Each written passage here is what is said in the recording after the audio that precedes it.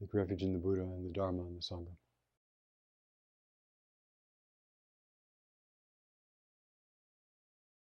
Someone asked me to speak about my teachers.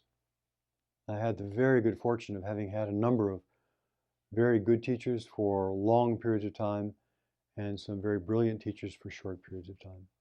Philip Capello, almost 50 years ago, I studied with, who really helped me to be inspired with the aspiration for awakening. And that still is very alive. And he also was a person of great integrity. And so to have him as a foundation of somebody who has the aspiration for awakening and great integrity. I had other teachers in there, but Maezumi Roshi and Genpo Roshi, I both went to many sesshin with and lived with them at the Zen Center of Los Angeles for many years. And they were very dynamic, very creative, very alive people that really helped me see that the Dharma is not just one thing, but it's how you hold the largeness of mind in everything that you do. And how whenever we become rigid and self-righteous, that we really have strayed off the path. They also modeled the importance of being open to many different kinds of teaching and teachers. Maezumi Roshi had 3 main teachers, plus all of his students and other people he encountered.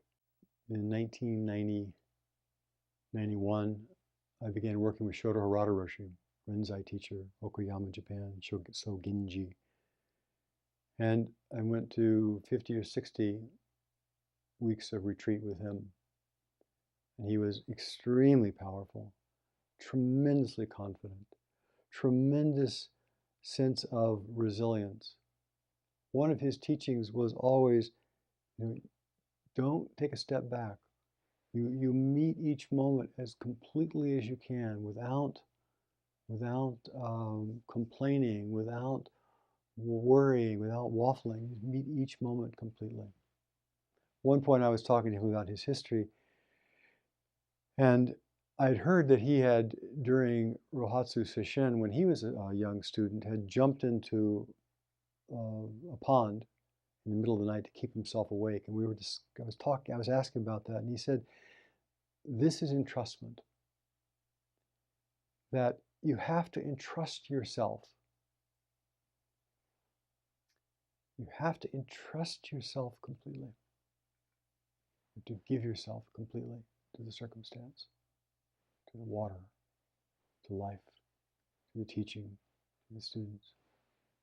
Shoto Harada Roshi was so impressive how he would use his energy so meticulously all day and all night long. He practiced continuously. He would do sanzen for 50 people twice a day.